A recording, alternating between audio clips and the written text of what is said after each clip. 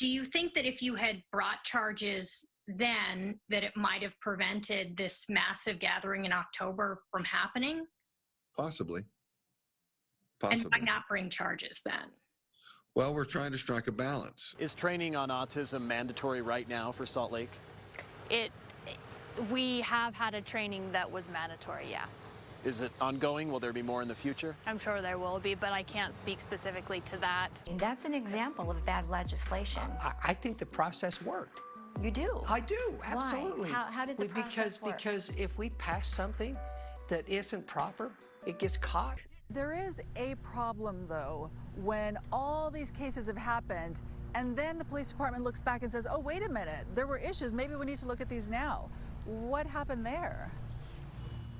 That's a question that will probably have to be directed at someone higher than me. How concerned are you about potential litigation if this bill were to pass, or if the bill were to be rejected? Could there be litigation, in your view, either way? Personally, I'm more concerned about doing the right thing. What would you say to the frustrated families who waited for so long over the weekend? Well, I'd apologize that their wait was so long, but we still think it was a better option than wasting vaccine doses. Why has it taken so long to get to this point?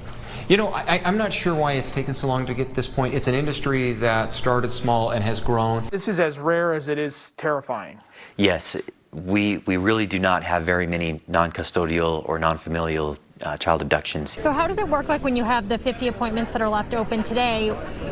When do you thaw those vaccines?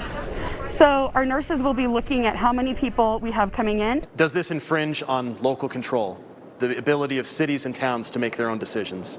So I would say it balances the local control of a city with the local control of a property owner. And do you have any anticipation in the next month or so that any counties will change? I don't know how to answer that because you know the statewide metric of hospitalization.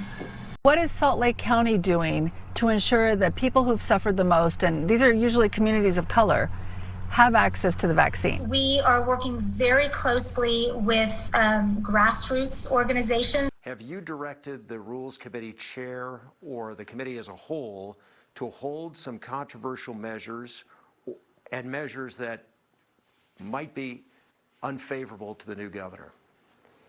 Oh, to the new governor? No. We heard a lot of things like Stop the Steal. We heard there was fraud going on. Does this add a layer of complexity that could add to that narrative, do you think? I think it actually helps people feel better about voting. And on the public. Should friendship and trust, though, come before scrutinizing a bill? Some people just say it wasn't patriotic after a day like that. These incidents are notoriously difficult for investigators. They're very important cases. Somebody lost their life. If these incidents weren't being reported to you or to the DA's office, it seems like there could potentially be a wrongdoing on behalf of the leadership in the police department. Is that a question here? There was maybe a process breakdown somewhere in their overall organizational structure. And do you have any anticipation in the next month or so that any counties will change? I don't know how to answer that because you know the statewide metric of hospitalization. Do you have a plan in place if the drop-off in signing up for appointments continues over the next 2 weeks before that opens up? So we're going to continue doing what we've been doing. We can't really make any additional changes without the governor's approval. But bottom line, have you guys had to waste any doses? No, we have not wasted one dose in Utah County. They did not say exactly no to a big income tax cut, but it was clear they're not headed in that direction.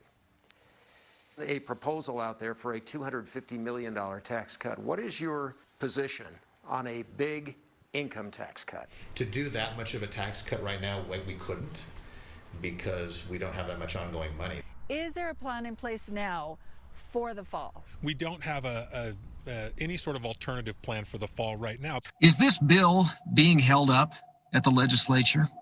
They are afraid of getting this bill out of the Rules Committee. Will there be a certain day people should check the website, or what's your best advice for people who are eager to get a dose? Yeah, that's a great question. And it's kind of hard to say because, you know, the shipping pieces and us getting it in our hands is a little bit of an unknown. Is there any concern that with doing the test over test and showing a lower % positivity rate, it will give people a false sense of security seeing that lower rate? Yeah, so that's where we're going to have to count on. Did any of the findings surprise you?